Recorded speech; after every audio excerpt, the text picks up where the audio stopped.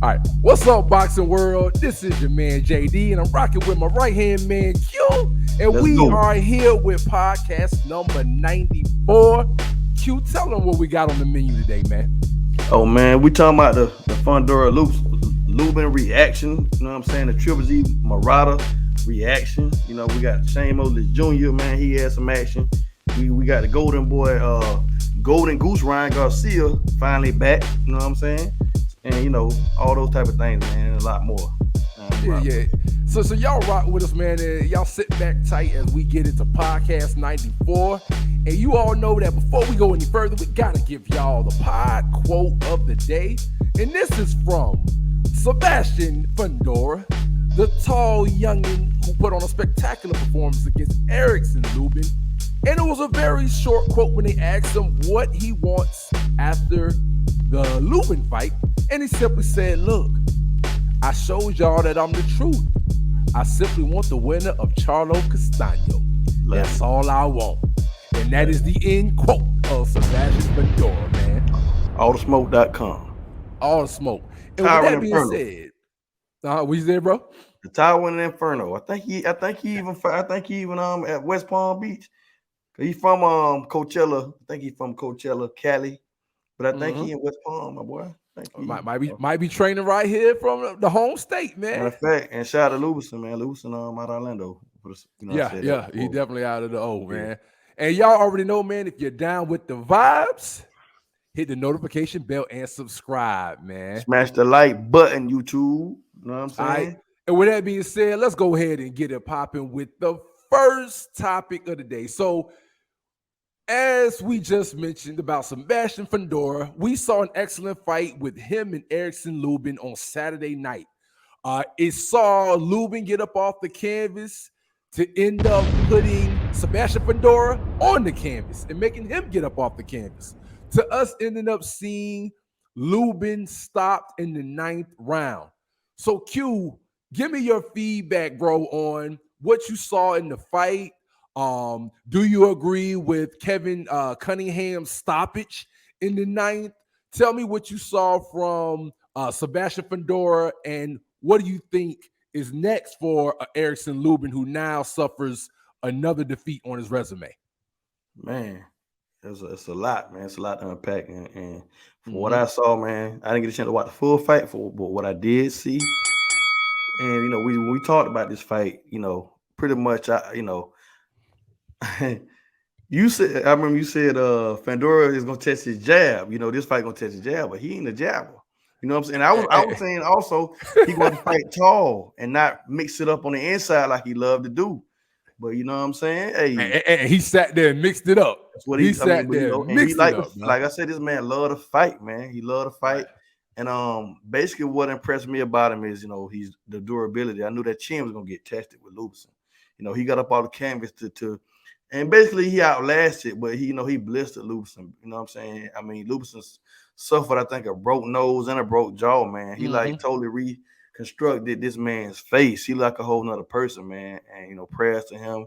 Hopefully he get a speedy recovery, man. But this type of fight, you know, I don't like saying this, but I mean, this is the type of fight that really take years off you, bro. It takes something out of you. It takes something out of you. And you could have, you know, swelling in your brain. You know, people, man, this, you know, boxing is the most deadly sport, man. People got to understand that. Not UFC, not football. You know what I'm saying? Boxing is the most deadly sport, man. Fatalities. You got people dying. People, you know, because, man, probably 80 to 90% of the punches are going to your head. You know what I'm saying? And you're not get, you know, and just basically, you know, this is a fight of the year. So far right now, this is fight of the year. And somebody going to come back and, you know, until somebody beats this fight, I think this is a great candidate for fight of the year. And I think Lubin might need to think about taking some time off and reevaluating everything. And I want to see everything. I want to see what Sebastian Fundora. I want to see all of the smoke, because I don't know if you saw what Bud said. Bud Crawford. Chico. Yeah, I saw it. He a Chico fighter, man. Chico. Yeah, and that's what I call him. He's an anomaly, man. He's a special. He's different. 6'5", 6'6". You know what I'm saying? With that type of reach, and he like to mix it up like that. You know, now we see he can take a punch, and he definitely could give one. I mean, the sky really the limit in his division. I don't even know how I don't know how, because he's strong. He's strong. I mean, he's very frail looking, but he's a strong kid, man. Young bull, man. So Yeah. I'm ready to see what's next, man. I'm like I said, he's box office, I think. You know what I'm saying? Right. I said a while ago, remember I had an IG right up on him, and I said Right. this kid's special, and he has the makings to be a superstar. So because he's very vulnerable. People like vulnerabilities, people like drama, Right. and we got it all. What you say, Hey, brother? hey, man, you know what I will say, man? I watched him a few times, man, and I wasn't too impressed. He looked like a solid prospect, from Right. previous fights that we've witnessed. But I can't lie, man, if there was any fighter right now that his name or his nickname in boxing is very perfect for what he really does in the ring, it's Right. him, man. He literally is the towering inferno, man. It's interesting to see a dude who is 6'5", 6'6", who likes to mix it up and literally swarms you, almost the whole fight. Now, I was not surprised to see Lubin get him down, because that is the Right. risk that Sebastian Fundora is going to take going forward in the future. Is a lot of people are going to know that, hey, this kid likes to mix it up. He doesn't want to sit there and really outbox anybody in a boring fight. Because even Sebastian Fundora said it so much in the post-fight interview, where he literally said that his goal is to go out there and entertain the fans. So he says, even though people might sit there and say that I should stick to a jab, I'm going to give y'all action and I'm going to go forward.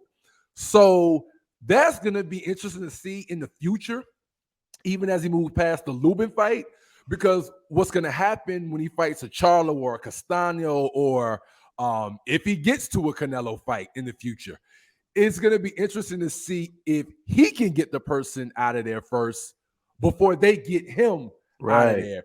And Right. ultimately, what we saw him able to outlast Erickson Lubin and end up getting him out of there. On the Lubin side, bro, I would like to thank Kevin Cunningham for doing right by his Oh, no fighter. doubt. No doubt. There's a lot of fighters that want to, as they say, that cliche term of go out on their shield. But like you said before, bro, this is the sport of boxing where literally the object is to concuss the other person. And if you're not doing the concussing, chances are somebody's concussing you. So when you're dealing with that kind of swelling in your face, that kind of damage, as young as Lubin is, it's no reason to take, years off his career or send him into any kind of early retirement when he's got so many more fights that he could possibly fight. So, I like the trainer saving him from himself and allowing him to live to fight another day, man. But I can't lie, man, I'm impressed by Sebastian Fundora, and I'll admit, bro, I'm waiting to see him fight the winner of Castano Charlo, bro. Yeah, dangerous, man. Because one thing about it, I won't be surprised, man. He's in a spot now. He's the mandatory or whatever. Right. But you know what I'm saying, like he might be turned to the boogeyman just because of all of what he brings. You know what I'm saying? Like Right. ain't no doubt.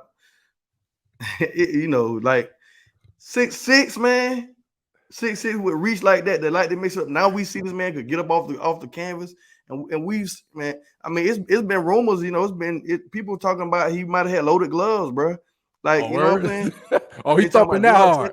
He thumping that hard, bro.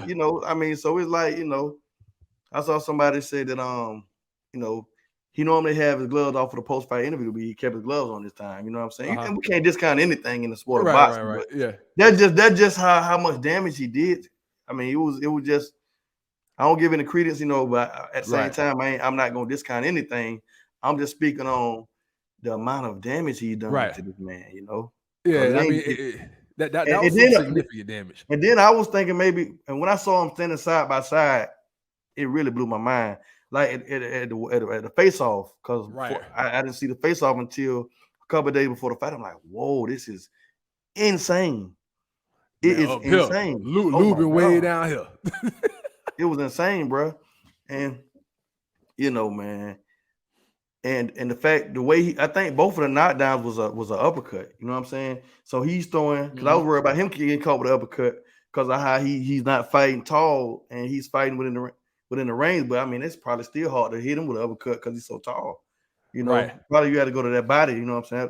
Mm-hmm. But either way it go, man, I'm excited. I'm excited about the future with these young men, man. I'm excited to see who's gonna run to that smoke. You know what I'm saying? Um, Yeah, yeah, as man. far as the I lead up feel you. to it, Hey, bro, yeah, I feel you completely on that, man. We gonna see what's next for Mr. Fundora after we get what the Castano versus Charlo rematch on May 14th, man. They finally made yeah, that fight, so I'm pretty sure he'll be right there ringside as a that's gonna be spectator, right. waiting on to see the results of that fight, man. And with that being said, man, let's slide on across the world, bro. We in Florida, but there was another fight that happened on the zone. And it came on at like 5 a.m. in the morning. So I ain't Right. even gonna sit here in front. I had to watch it when I woke up. I watched this fight once I woke up on Saturday morning, since it happened so early in the morning, because it was over in Japan. And it was the OG of the middleweight division. GGG. You know what I mean? OG Triple G, who literally was fighting, I believe, the day after his 40th birthday, bruh. I think he had just turned 40 because he put a picture out on IG with, he got the twin brother who had stopped boxing. Triple So G. yeah, Triple G got a twin brother. Damn. So yeah, him and his twin brother, they took a pic, posted it on IG, pretty much saying happy birthday, to themselves as they get prepped for the Murata fight. So tell me, bro, what's your take on the Triple G versus Murata fight, and what do you think that fight and the result now does for Triple G versus Saul Canelo Alvarez in the fall?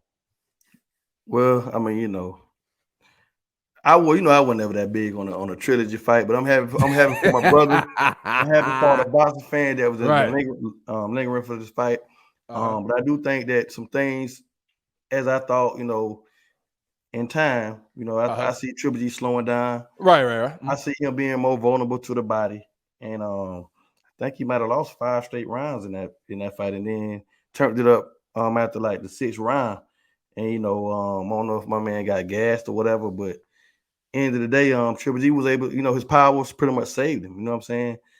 I think his power, like we just say about Canelo a lot of times, you got Mm-hmm. fights that he's in where he's getting outclassed, and then he hurt the fighter, even like Caleb Plant. You know what I'm Right. saying? You catch him, and then once you catch him, I think he knocked Murata's mouthpiece out, and from Straight that out point, his mouth, it's bro. not out of the mouth, Hey, and bro, then that, from that that, that looked like something out of a movie, bro. When I saw that, I had to rewind that and yeah, play it over it again when he was a knocked slow the motion moment, mouthpiece out his mouth. Out his no mouth. doubt.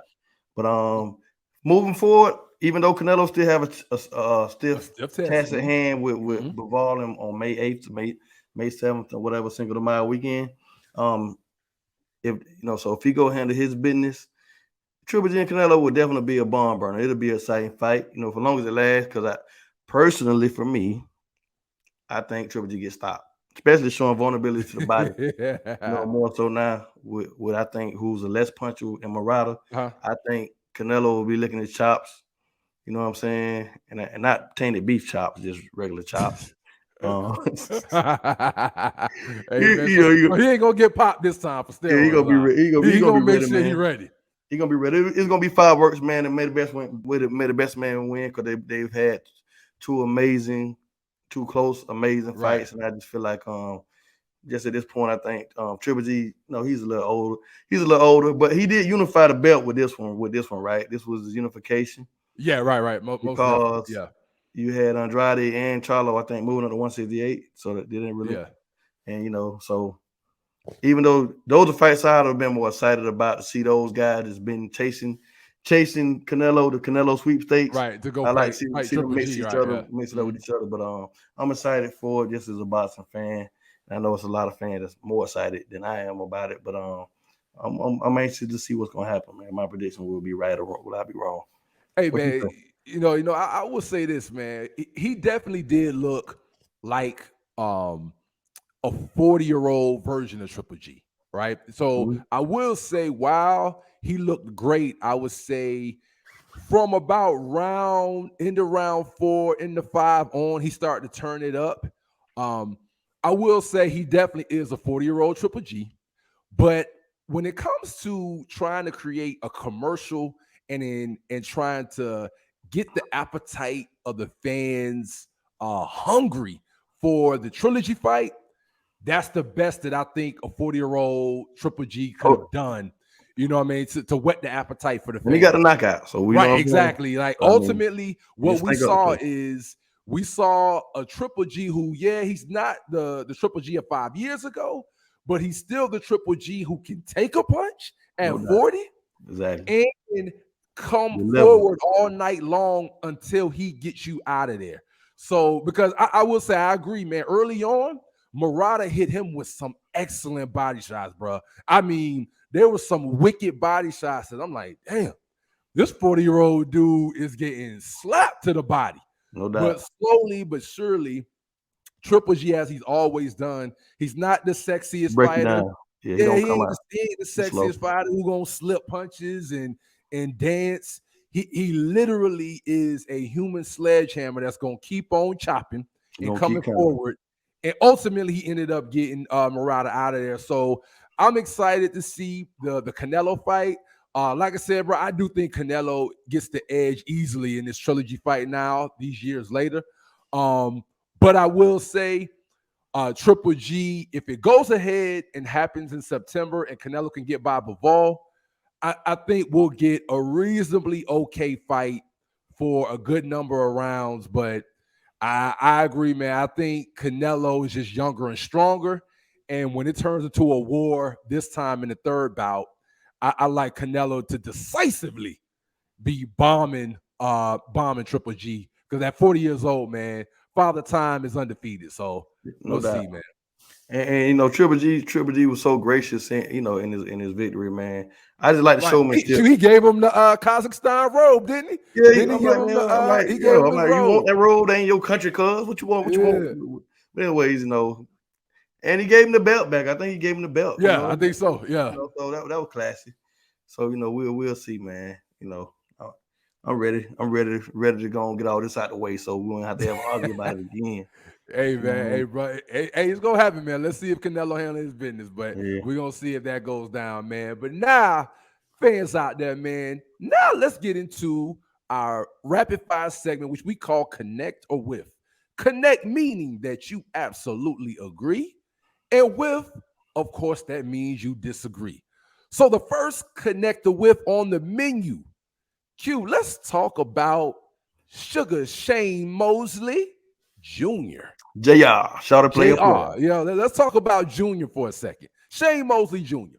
So he had an excellent fight against one Gabe Rosado, who we know is a tough, rugged opponent who's given a lot of people some very, very tough fights as of recent, namely Daniel Jacobs and Jaime Munguia. So he actually loses to Shane Mosley Jr. Shane Mosley Jr. was able to outbox Gabe and really not experience any real shaky moments in the fight. So Q, connect the whip on this, bro. Shane Mosley Jr. is now a real player in the 168-pound division. I think he is, man. I think I was very impressed with his performance, man. So I think it's a connect for me, because he fought a perfect game plan, and I love his movement. He reminded me of his father. You know what I'm saying? When in his prime, when he was moving well, I don't know, the jerky inch. I don't know how to describe it, but he definitely looked like his father, and when his father was at his peak. I think from what I saw in that fight, man, and he just stuck to it, man. And he didn't even late in the fight. He knew he was up by a landslide, so he like, why would I even risk? Because man, we trying to put him into a dog fight. He's like, for what? So if he stays with that type of mentality and keep building, I think that he's because he looked a lot better than he did in the fight prior. The Quigley fight? Yeah, we lost to Quigley. Yeah. I mean, it is different. It is a whole nother style of fighter and everything. But I think he looked as good as he can look. Right. I like it. So, I honestly, man, other than Benavidez, of course Canelo and Andrade, I think I like to see him fight my man. I like to see him in the ring with my man, even Dane Jacobs. I won't mind seeing that. And I like to see him fight my man from the Detroit, man. One of the brothers. Not from Detroit. Flint. From Flint? Yeah, the real brother, Anthony Durrell. I wouldn't mind him, Anthony Durrell, or somebody like that at the next level. You know what I'm saying? A step up. Yeah, step up. I like to see that. So yeah, man, connect. Yeah, man. I'm a diddle that, man. I'm not gonna say whiff on that. I'm gonna say a connect. I do think he is a real player. And I'm gonna say he's a real player because I do have a good level of respect for Gabe Rosado. And I do think that even though Gabe Rosado, had a number of losses on his resume, you have to respect him as a fighter who, if you get past him, he got a lot of bad breaks, man. Too. Right, you know what I'm saying? If you got to respect him that if a fighter gets past Gabe Rosado, then there's a level of legitimacy to that fighter that you have to give to him. So I do think Shane Mosley Jr. will get another opportunity with another step-up fight after this Gabe Rosado victory. It's going to be a question of now, how do you perform coming off your most notable victory of your career?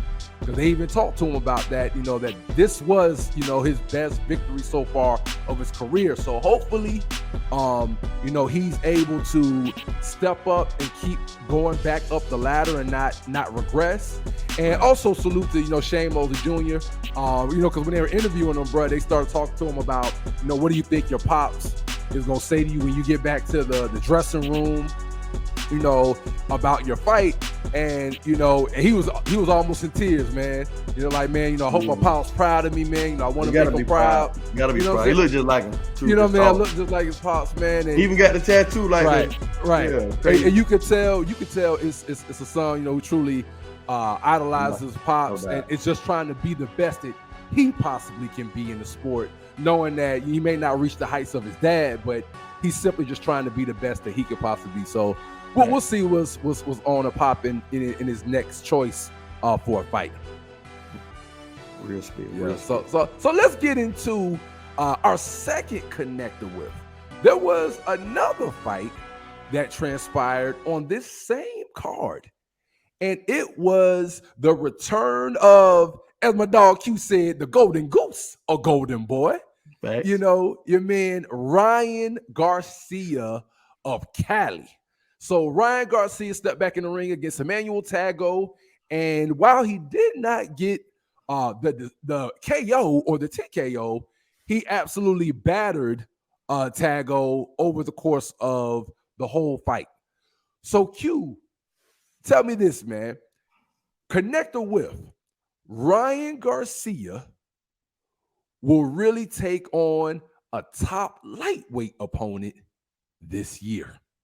So that's the connector with. Ryan Garcia will step in the ring with a top level lightweight opponent this year.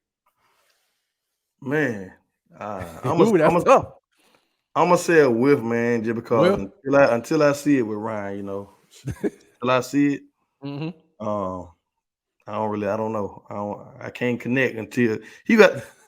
And salute to him for coming out, giving a dominant performance. I thought he looked good. He's noticeably bigger. But like we talked about in the other part, he couldn't make 135. And I'm not sure if he's gonna be able to make 135 in the future. Maybe, you know what I'm saying? Right. True. Right. That's another wrinkle because his back look wider. He's filling into his body more. As he grows older, because he's a big boy. He already got some good height on him. He looked more like a welterweight to me. Right. So I think it's a whiff. He got to show me him and De La Hoya, and they got to show me that they want it, and he got to stay in a space. He should be ready to get back in the ring sometime very soon. He didn't take any damage, right? And he should be ready to build. What you got? Hey man, you know what? I'm gonna say I'm gonna agree. I think it's a whiff as well. I don't see him fighting Tank this year. We know Vasily Lomachenko is out. We know that Devin Haney and Kambosos are occupied as dancing partners, not once, but possibly twice. So a lot of your top lightweights right now, I think, are already busy. So I could really see him fighting, another kind of lower level lightweight fighter. Matter of fact, you already got a Jojo Diaz. I think Jojo Diaz is already talking about wanting to fight Ryan Garcia and saying how scared he is of fighting any top level lightweight. So it'll probably be an off the radar fighter like that, like possibly maybe was it a Isak Cruz? Yeah, you still got Pitbull. Yeah. You know what I mean? You got Isak Cruz out there. You got Jojo Diaz, who people would still like to see him fight. So I think it'll be one of those kind of fighters, but not any of those top dogs in the lightweight division, man. Right. Yeah, I'll be surprised, and it'll be a pleasant surprise. Right. Those fights we want to see. Mm-hmm. And with that being said, man, let's go into the very last connector with, and it's a perfect segue because who we're going to talk about is the promoter of one Ryan Garcia. So Oscar De La Hoya is saying that he would love to sign Gervonta Tank Davis, all right, to Golden Boy, and line him up with Ryan Garcia for a potential bout in the future. So connector with Q, Oscar De La Hoya is telling the truth when he says he really wants to sign Tank and have him fight Ryan Garcia. I'm sure he does want to sign him. I think people are starting to, I think the Zone, they're trying to get him on the Zone here for $100 million. You know what I'm saying? So for $100 million? Yeah. I heard that. That's what they're talking? $100 million. So, people seeing his value, you know what I'm saying? Because they know what he brings to the table. And people will be waiting to see him fight a top name. People tune in to watch Tank Davis. But as far as Oscar De La Hoya, man, and my thing is, because Ryan just getting back. He just getting back out, which is good. It's a good thing. But, Ryan has been sort of volatile and, in his personal life with fighting or not fighting and, saying you're going to fight this person. And he got to build trust back. I think he need another fight or two. And a lot of people don't feel like he deserves a fight with Tank Davis. My thing is, I'm not sure if the Ryan Garcia fight, because I think I saw somewhere he want 3 fights. And it's like, will the Ryan Garcia fight be first? Will it be first? I don't think it'll be a rematch. No, I'm just saying. Yeah, right. You're not gonna use him like we seen Bob Arum use Pacquiao. You know what I'm saying, with Terrence Bud Crawford. And it might not happen, or you want to do it on the back end. Nah, let's go and get this cracking. Right, and exactly. You rematch that he gets slept. We can run that back. Right. Then, but I'm trying to figure out who else do they really got on the stable. You know what I'm saying? What they really got. Yeah. As far as lightweights, I mean, they really don't have much. I mean, like I said, maybe they could reach out to a Jojo Diaz to have Tank, fight him. But with Oscar saying that, bro, I'm not gonna lie, man, it's a whiff for me. It's sketchy. Yeah, it's a little sketchy because I just don't see Oscar really making that deal. Because again, unless they really throw a huge bag of M's at Tank Davis, it makes sense for Tank to operate as a independent fighter and fight on a fight-to-fight basis with people, and then wait until Oscar De La Hoya is really ready to match him up against Ryan Garcia. Because I can't see Tank going to Oscar and handing Oscar parts of his purse and his money to fight other people other than Ryan Garcia, waiting on Ryan. Nah. So I think it's a whiff where Oscar really just blowing smoke, just talking when it comes to Tank. And I think Tank beyond being pimp. You know what I'm saying? He's not feeling it. Just like, the Mayweather thing, just like we knew it wasn't going to age well when they talking about we're going to keep him in the house when that only benefits y'all. That don't benefit this man in his career. You got fans talking down on him sideways. Right. When he only doing what his promoter set him up for. And it's like, he feeling like there's a setup fight that they're trying to do with Rolly Ramirez. Yeah. So it is it's bad blood. And right now, man, I don't really think he's trying to go for the he might be trying to, like you're saying, do a independent thing right now, you know. But throw enough M's out there, you know what I'm saying? But I think he's still gonna want to guarantee. Right. He gonna want to guarantee after this Rolly fight, he gonna want a name. He gonna like, hey, Wayne finna play games, ring around the rosy or nothing. Who can you deliver to me? Right, exactly. And then the other piece to it too, man, and shout out to Devin Haney, bro, because I really didn't even notice. No doubt. And people gotta, salute the business acumen of a Devin Haney, because a lot of people for years were under the assumption that he was officially signed to the Zone. Come to find out that Devin Haney never really had any real deal where he was stuck with the Zone, which is why he's been able to pivot. Why he was able to navigate like he was able to pivot and go over here with this Kambosos fight, because he said he just had a good working relationship with him, but now he can go over the Top Rank. So I think a lot of people are going to start to follow that Canelo model that he kind of has. Devin Haney has it. So I think Tank's going to follow suit in that same way, bro, where he's going to stay independent, where he can go from network to network and not lock himself in. Word. Yeah, so I hope I like that. I like that, and hopefully whatever he does works out for him, man, and we could get some top lightweight. You know what I'm saying? Some top fights, man. The young kings, man, for something go sideways, man. Exactly, man. It's about time, man. And with that being said, man, we gonna go ahead and wrap up podcast 94. Q, you got any last words for him, man, before we get on out of here? Hey, man, everybody be safe, man. And I want to say rest in peace to my man, with Dwayne Haskins, man. My man, Dwayne Haskins. Haskins, man. That was real sad. 24-year-old man. Ohio State quarterback. You know what I'm saying? Then that moved around in the NFL, played at the Washington Redskins, was at Pittsburgh. Ohio State. Yeah. Right. And very sad news, man. What happened on the Florida Turnpike? Yeah, I think so, man. Everybody out here, man, be safe, man. Be safe, and you know what I'm saying? Let your people know every day you love them. You never know when it's going to be your last day on this planet, man. But anyways, Vibez TV signing off, man. Smash the like button, send this thing to 1 million people, man. Rock with the deal with his bill with us, man. Hey, man, ditto everything Q said, man. Y'all check us out on all streaming platforms, YouTube, Spotify, Apple. You name it, all that kind of stuff, man. We coming at y'all, man. We hope y'all have a great week. And with that being said, man, we out.